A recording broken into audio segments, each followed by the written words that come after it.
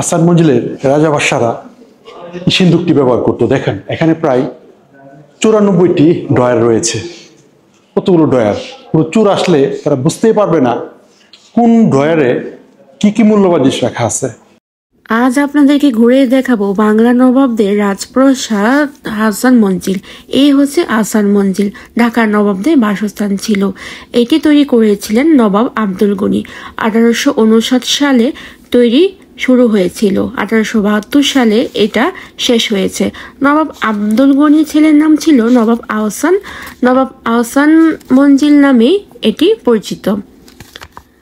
এই আহসান মঞ্জিলের মূলত দুইটি বাড়ি রয়েছে। পূর্ব দিকের বাড়িটি পুরনো, বলা হয় অন্দরমহল, আর পশ্চিম দিকের বাড়িটি পরবর্তীতে তৈরি করা হয়েছে, একে বলা হয় রংমহল।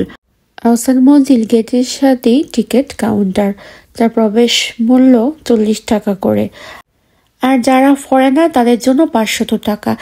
আহসান মঞ্জিল পুরান ঢাকার সদরঘাটের পাশেই অবস্থিত। তারপর আমরা ভিতরে প্রবেশ করি। দুপাশে সুন্দর করে ফুল গাছ লাগানো ছিল, অনেক রকমের ফুল গাছ দিয়ে ঘেরা ছিল। দূর থেকে দেখে অন্যরকম সৌন্দর্য লেগেছিল। তারপর আমরা একটু সামনে এগিয়ে যাই। এগিয়ে যেতে দেখি বিশাল রাজপ্রাসাদ। 1888 সালে এপ্রিলের প্রথম সুপার টর্নেডো সাংঘাতিকভাবে ক্ষতিগ্রস্ত হয় উপরের ওই গম্বুজটা। তারপর আবার নতুন করে রিপেয়ারিং করা হয়। ওই দূরে দেখা যায় কত সুন্দর সারি বেঁধে তাল গাছ। তারপর আমরা ভিতরে প্রবেশ করি। ভিতরে এত সুন্দর, না দেখলে বোঝাই যায় না কি সুন্দর কারুকাজ করা সব দিক দিয়ে। এখানে অনেক দূর থেকে লোক এসেছে দেখার জন্য। তারপর আমরা একটা রুমের ভিতরে চলে যাই। ওই দূরে দেখা যায় গোল টেবিল একটা, যেখানে লেখা ছিল হাত দেওয়া যাবে না। আর এই হচ্ছে বল্লম, যা নবাবরা যুদ্ধের সময় ব্যবহার করতেন। এখনো কি সুন্দর সংকরিত রয়েছে। সামনে গিয়ে দেখি বলরুম, নবাবরা এখানে বসে নাচ গান উপভোগ করতেন। আর কত সুন্দর দেখেন কারুকাজ করা চারদিকে, খুব সুন্দর। আর এই হচ্ছে বাহিরের রাজমহল, দেখতে অন্যরকম সুন্দর লাগে। কি সুন্দর কাঠের দরজা, জানালা, প্রত্যেকটা জিনিস খুবই সুন্দর, নান্দনিক, দেখেই মন ভালো হয়ে যায়। এই হচ্ছে অন্দরমহল গ্যালারি। তারপর আমাদেরকে পিছন দিয়ে যেতে হয়। আর বিশাল জায়গা জুড়ে রয়েছে বিভিন্ন ধরনের সুন্দর গাছপালা, ফুল, অনেক সুন্দর। আর এই যে দেখতে পাচ্ছেন একটা নান্দনিক সিঁড়ি, সে আগের যুগেরই, তাদের কত সুন্দর করে কারুকাজ করা সিঁড়ি। আর জানালাগুলো দেখেন 2 পার্টের, কত সুন্দর। বিশাল জায়গা নিয়ে গড়ে ওঠা আহসান মঞ্জিল। আর এই হচ্ছে সৈনিক ভর্ম, যুদ্ধের সময় ওনারা এটা ব্যবহার করতেন।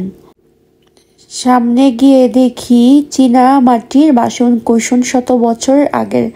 তারপর এ হচ্ছে আহসান মঞ্জিলের ছবি, আর এ হচ্ছে রেপ্লিকা, কত সুন্দর। তারপর আমরা সামনে চলে যাই। নবাবরা কত আরাম আয়েসে জীবনযাপন করতেন। আর এগুলো হচ্ছে ওনাদের ব্যবহৃত সব জিনিস। এত বছর আগে ওনারা এগুলা ব্যবহার করতেন, প্রায় 150 থেকে 200 বছর আগের হবে। প্রত্যেকটা জিনিস ছিল নান্দনিক, খুবই সুন্দর, মনে হচ্ছে আধুনিকতার ছোঁয়া লেগে আছে। সব জিনিস আমার কাছে খুবই ভালো লেগেছে। আর এটা হচ্ছে সীমানা পিলার, এখানে সংকরিত করা আছে। আর এই হচ্ছে নবাবদের খাবারের ডাইনিং, এত সুন্দর লেগেছে আমার কাছে, যদিও কাছ থেকে না দেখলে আপনারা বুঝতেই পারবেন না সেই সময়ের এত সুন্দর সাজানো গোছানো। তারপর আমরা সামনে যেতেই দেখি হাতির মাথা, এই হাতিটা ওনারা পুষতেন, তাই এখানে এটা রাখা হয়েছে। আর এই হচ্ছে ডাক্তারি যন্ত্র, যা নবাবদের আমলে ব্যবহার করা হতো। এখানে এগুলো সংকরিত করা আছে। তারপর উপরে সিঁড়ি বেয়ে আমরা চলে যাচ্ছি উপরের দিকে। আর এখানে আছে দেশবরেণ্য ব্যক্তিদের ছবি আর্ট করা হয়েছে। আর এই হচ্ছে শত বছর পুরনো নবাবদের চেয়ার। আর এখানে নবাবরা ব্যবহার করতেন শত বছর পুরনো সবকিছুই এখানে সুন্দর করে সংকলিত আছে। আপনারা যারা যাবেন অবশ্যই দেখতে পাবেন। তারপর সামনে যেতে আশ্চর্য হয়ে গেলাম, হাতির দাঁত দিয়ে বানানো বিভিন্ন ধরনের জিনিস এখানে। আর উনি হচ্ছেন আব্দুল গনি আহসান মঞ্জিলের প্রতিষ্ঠাতা, ছেলে নবাব আহসানুল্লাহ ও স্যার সলিমুল্লাহর ছবি এখানে। তারপর এই হচ্ছে ঢাকা নবাবদের বংশের তালিকা। এই হচ্ছে নবাবদের ব্যবহৃত শত বছর পুরনো সিন্দুক। এখানে অনেক দোলক রাখা ছিল, আর পাশে ছিল কাঠের 2টি আলমারি, আর এগুলো অনেক পুরনো। তারপর আমি একটু সামনে যেতে দেখি আরও অনেক পুরনো সিন্দুক রয়েছে, ছোট বড় মাঝারি অনেক আকারের ছিল। আর এখানে আর এই হচ্ছে নবাবদের পুল খেলার ঘর। সামনে গিয়ে দেখি পুরনো বাটি, কি সুন্দর চীনা মাটি দিয়ে তখন তৈরি করা হয়েছিল। দেখে বোঝাই যাচ্ছে না এগুলো এত বছর পুরনো। কি সুন্দর, প্রত্যেকটা বিভিন্ন কালার, বিভিন্ন কারুকাজ করা। তারপর আমরা আবার সিঁড়ি বেয়ে উপরে চলে যাই। সিঁড়িগুলো দেখেন এত সুন্দর, নান্দনিক। এই হচ্ছে রাজারা ব্যবহার করতেন এই সিঁড়ি, দুপাশ ওনারা ব্যবহার করতে পারতেন। তারপর আমরা আরেকটা রুমে চলে যাই। এখানে কি সুন্দর করে সাজানো চেয়ার, টেবিল, সোফা ছিল। আর এই সিঁড়িগুলো দেখে আমার এত ভালো লেগেছে। বাংলা সিনেমাতে প্রায় এই ধরনের সিঁড়ি আমরা দেখতে পেতাম। সিঁড়ি বেয়ে সাধারণ জনগণের নামা ওঠা নিষেধ, এগুলো শুধু দেখানোর জন্যই রয়েছে। দেখেন কত সুন্দর লাগছে। এ হচ্ছে নবাবদের সে আমলের টাইপরাইটার, সে আমলে এগুলা ছিল, ভাবতেই কেমন লাগে। আর ভিতরে দেখেন কত সুন্দর সাজানো গোছানো পরিপাটি ছিল।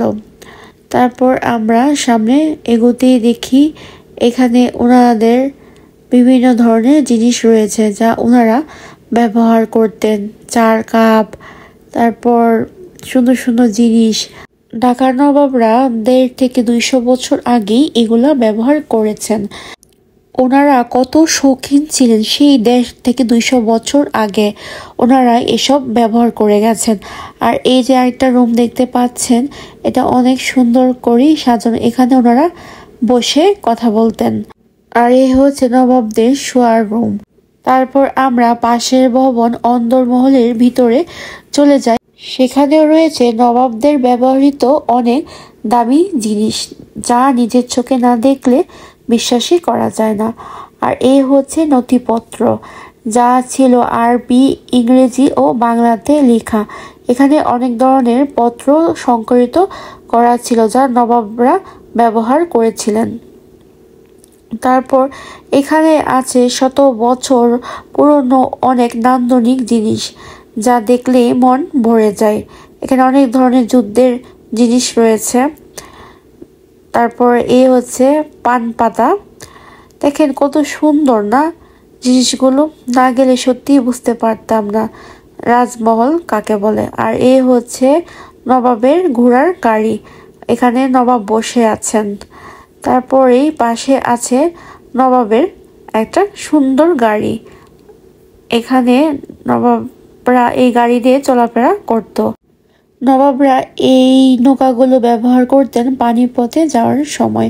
তারপর আর এই হচ্ছে নবাবদের বাথটব, এখানে নবাবরা গোসল করতেন। আর এই হচ্ছে হাইকমোড, যেখানে যেতেন নিয়ে যেতেন। আর এই কড়াইটাতে পানি গরম করে ওনারা গোসল করতেন। আপনারা অবশ্যই একদিনের জন্য হলেও আহসান মঞ্জিল থেকে ঘুরে আসবেন।